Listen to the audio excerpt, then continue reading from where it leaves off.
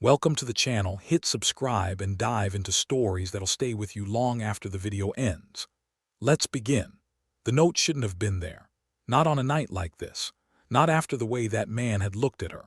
Lena stared at the small folded square resting under the empty coffee cup, its edges damp from the ring of condensation.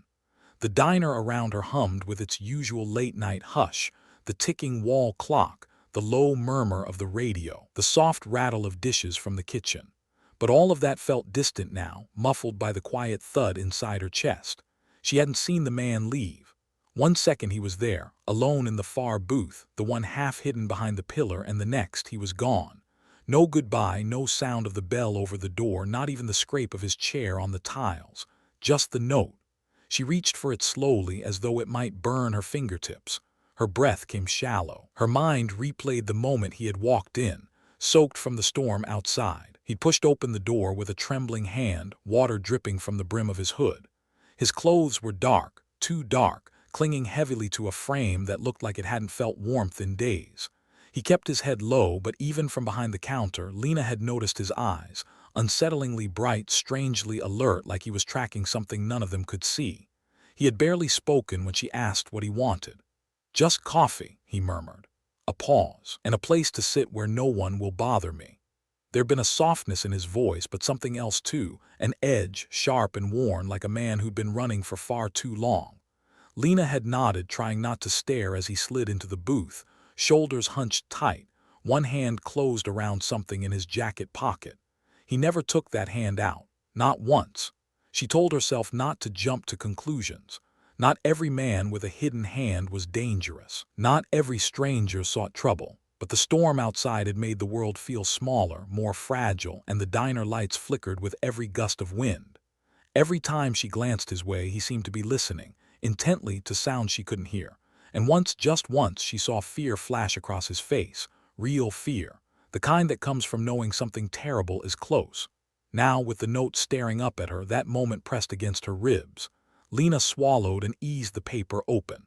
Just a few lines, handwritten in a hurried, uneven scrawl. Her eyes moved over the first sentence, and she felt her throat tighten. By the time she read the last line, she had to grip the table to steady herself. The words didn't make sense. They shouldn't make sense, but they did. And that was the worst part.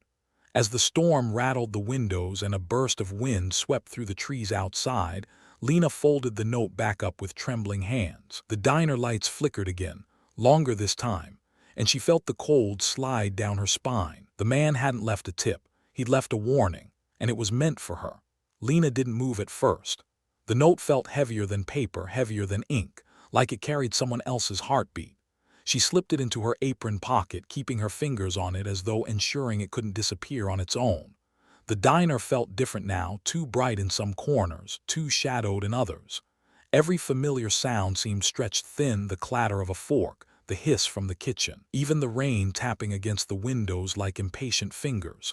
From behind the counter, Marco poked his head out of the swinging door. "You all right out there?" he asked, wiping his hands on a towel. Lena forced a breath. "Yeah, just tired." Marco's eyes narrowed. "That guy in the booth bothering you?"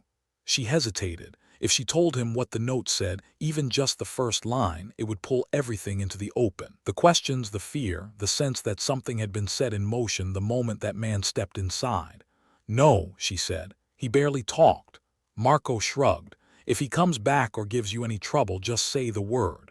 Then he disappeared into the kitchen again, humming a tune that sounded too cheerful for a night like this. Lena glanced toward the booth.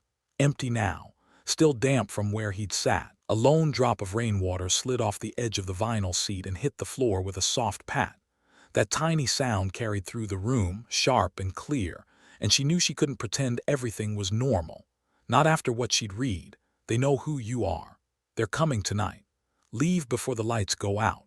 The handwriting had been shaky, rushed, the letters uneven as though written in the dark or while the writer's hand trembled. But there was no mistaking the urgency, no mistaking the fact that he meant her. That last line, "leave before the lights go out," lodged itself in her chest like a nail. She turned toward the door, half expecting to see someone watching through the glass, but the storm blurred everything into streaks of black and silver. The streetlights beyond flickered behind wavering sheets of rain. Get it together, she whispered to herself. Maybe the man was delusional. Maybe he was scared of someone else, and she had just happened to be the one who poured his coffee. Maybe the note wasn't about her at all. But then, why leave it under her cup? She moved to wipe down a table that didn't need wiping, if only to keep her hands busy. Her reflection in the window stared back, eyes wide, shoulders tense. She didn't look like someone ready to face anything coming for her. She looked like someone waiting for a truth she wasn't prepared to hear. A sudden rumble of thunder rolled across the sky, deep and sustained. The diner lights dimmed, then steadied. Lena felt her pulse spike. Leave before the lights go out. She reached instinctively for the note in her pocket, pressing her fingertips to the crease, grounding herself in the reality of it. The guy hadn't seemed dangerous. Haunted, yes, but not unhinged. Something had been chasing him, something real enough to carve fear into his voice. And if he believed that danger was headed toward her, then she didn't have much time. The front door chimed. Lena spun around. A figure stepped inside, hood up, dripping rain onto the tiles, and paused just inside the threshold, scanning the diner with slow, deliberate stillness. Not the same man, someone else. And they were looking for something, or someone, her. The figure didn't move at first. Just stood there with the door slowly closing behind them, the wind catching the hem of their coat. Water pooled at their feet, spreading across the tiles in a thin, dark sheen. Lena's breath stalled. The hooded stranger lifted their head, and although their face was still shadowed, she felt the weight of their gaze settle on her, calm, assessing, almost clinical. Like they were marking something, checking something off a list. She forced her voice to steady. "Welcome in, sit anywhere you'd like." The figure didn't sit. Instead, they walked slow, soundless steps down the length of the diner, eyes drifting over each booth, each table, every corner where someone might hide. They moved with purpose, with certainty, as though expecting to find a ghost left behind in the cushions. Lena's skin prickled. Something inside her said, "Run." Something deeper whispered, "Don't draw attention." Marco pushed through the kitchen door, the steamy air puffing out around him. "Hey, sorry, storm's messing up the grill again. Who just came in?" The stranger turned their head toward his voice. Their face came into the light, sharp features, no expression. Eyes so cold and flat they looked carved from stone. They watched Marco for a long moment, then gave a tight, polite nod, an odd gesture that only made the atmosphere heavier. "I'll be in the back," Marco muttered, sensing something off. He retreated behind the swinging door, letting it clap shut. The stranger finally chose a booth, not randomly. They sat exactly where the first man had sat, same posture, same angle, as though tracing his silhouette. Lena's fingers twitched. She grabbed a menu and approached, keeping her steps steady. "Coffee?" she asked quietly. "Yes." The voice was soft but flat. It held no warmth, no tiredness, no tremble, just a single solid note. When she returned with the steaming mug, the stranger's hand slid forward, stopping the cup before it could fully touch the table. Their fingers were gloved, black leather, rain-slick, immaculate. "You saw him," they said. Lena froze. "Who?"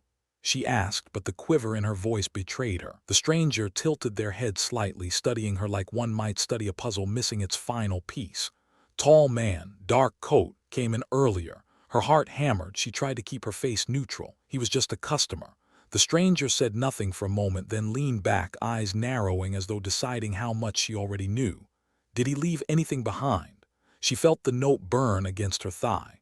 "No," she lied. The diner lights flickered again, just for a heartbeat, but the stranger's eyes snapped upward, tracking the bulbs as though the flicker meant something more. They stood. "You should go home." Lena's breath caught. "What? You're done for the night." "I can't just leave," she whispered. "My shift." "You should go," they repeated, quieter now. "Before you can't." A coldness spilled down her spine. The first man's words echoed in her chest. "Leave before the lights go out." The stranger stepped out of the booth and walked past her, heading toward the door. For the briefest moment, their gloved hand brushed the edge of her apron. Intentional, subtle, like a warning passed through, a whisper of contact. Then they left the diner without looking back. The door swung shut, silence settled, and Lena realized something terrifying. That wasn't the person she needed to fear. That was the person trying to keep her alive. Lena stood rooted to the floor long after the stranger vanished into the storm. The wind howled against the windows, pushing sheets of rain across the glass like restless hands. The diner, warm moments ago, now felt like a hollow shell, like something waiting to be breached. Her pulse thudded in her throat. She had to move. She had to think. But her legs felt heavy, her mind scattered, her breath shallow enough to sting. She reached for the back of a chair to steady herself, grounding her fingers in the cool metal. Marco pushed through the kitchen door again, concern wrinkling his brow. "Lena, you look pale. What happened?" She opened her mouth, but the words tangled. "Someone just came in," she managed. "They were strange." "Strange how?" She shook her head. "I think they were looking for the man from earlier." Marco frowned. "Did he leave something? Cause a problem?" Her hand drifted to her pocket. "No," she said softly, "nothing like that." Marco studied her a moment longer. "Do you want to go home? I can close up early. Storm's terrible anyway." The offer tempted her deeply, but something inside her pushed back. A tug, a whisper, a warning shaped like intuition. If she left now, would that be safer, or exactly what someone wanted? Before she could answer, a new sound cut through the diner. A quiet tap, then another, someone knocking on the back door. Marco turned. "That's odd. Delivery guys don't come in weather like tap, tap, slower this time, more deliberate." A third knock, louder. Marco wiped his hands and started toward the hallway leading to the stockroom. "I swear if this is Clyde dropping off produce in the middle of a hurricane." "Wait," Lena whispered. He paused. "What?" But she didn't know how to explain it. She just felt it. Felt something wrong pressing against the edges of the building. The lights hummed overhead, softer, with a faint tremble she hadn't noticed before. Marco shook his head. "It's fine. I'll tell whoever it is to get out of the rain. Maybe they need help." He disappeared into the hallway. The tapping stopped. Silence expanded, thick and heavy. "Marco?" Lena called, her voice breaking at the end. No answer. She stepped closer to the hallway, each footfall echoing louder than the last. The air felt colder back here, as if the temperature dropped between one breath and the next. A faint draft curled along the floor.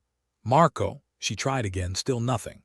She reached the end of the hallway and turned toward the stockroom, just in time to see the back door drifting open. Not fully, just a few inches, enough for the storm's breath to slip in.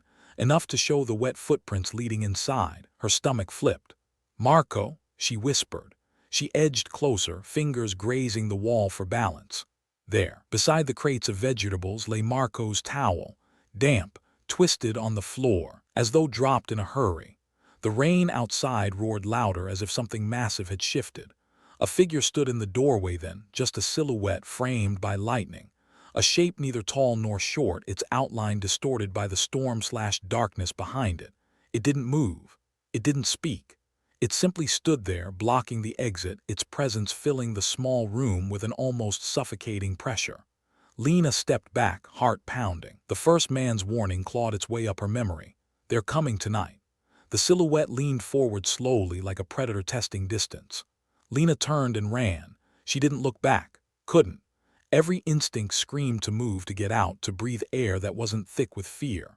Her shoes skidded across the slick hallway tiles as she sprinted toward the front of the diner.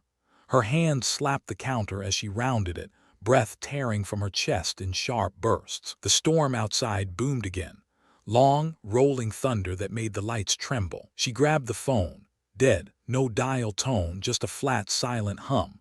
The lights dimmed, wavered, recovered, not much time. The note pulsed in her pocket like a heartbeat. "Leave before the lights go out." She looked toward the stockroom hallway, empty. But the dark seemed to deepen there, like the shadows were thickening on purpose. "Marco," she whispered, and her voice cracked. She'd go back for him if she could, but she wasn't equipped for whatever had walked through that door, whatever had followed the first man here, whatever he tried to warn her about. A loud crack of wind slammed against the glass storefront. The diner sign outside flickered wildly, throwing jittery reflections across the floor. She reached for her coat hanging on the hook near the register. Then a voice, not from the hallway, from behind her. "You waited too long." She spun. The first man, the drenched, trembling man from earlier, stood inside the diner once more. Hood down now, face ashen, eyes bright with a feverish urgency. He looked worse than before, soaked to the bone and shaking like someone holding back a collapse. "How?" she stammered. "You left." "I had to make sure they weren't behind me." He grabbed her arm gently but with unmistakable desperation. "You need to leave now." "Who are they?" she breathed. "What do they want?" Another flicker of the lights, longer this time. A low hum filled the air, vibrating the fixtures. "They track messages," he whispered. "Movements, people who talk to the wrong person or help the wrong one." His voice shook. "I shouldn't have written the note, but I couldn't risk speaking. Cameras, mics, they're everywhere." Lena swallowed hard. Marco, he went to the back door. Someone I know. The man's eyes glistened with something like grief. I'm sorry. A chill swept through her. The lights dipped again, this time staying dim, strained, as if fighting to stay alive. The man's grip tightened. We have seconds. Follow me. He pulled her toward the front door, his movements frantic and unsteady. The storm clawed at the glass as they reached it. He shoved it open, and cold rain hit her like a slap. Where are we going? She yelled over the wind. Anywhere but here, he said. Once the power cuts, they'll take whoever's inside. They ran into the parking lot, water splashing around their ankles, wind whipping their clothes. Behind them, the diner glowed weakly, the lights flickering like a dying beacon in the storm. Halfway across the lot, Lena stopped. A silhouette stood beside the dumpster, hooded, perfectly still. Another shape appeared near the road, then another and another. 5 figures forming a loose ring around the diner, all watching, all waiting. The man pulled her harder. Don't look at them, run. She forced her legs to move, pushing through the sheets of rain, breath burning, heart slamming against her ribs. Behind them, the diner lights flickered one final time. Then darkness, total. A sound rose from the shadows, soft, synchronized footsteps. The man jerked her behind a parked truck, chest heaving. They know you now, he whispered. But you're still alive. That means you're not one of them. Not one of them, not yet. Lena drew a shaking breath as the storm swallowed their hiding place. What do we do? She whispered. The man looked toward the road, toward the darkness ahead where no shapes waited. We run, he said, and we don't stop until morning. Thanks for watching. Subscribe and visit the channel for more real-life stories.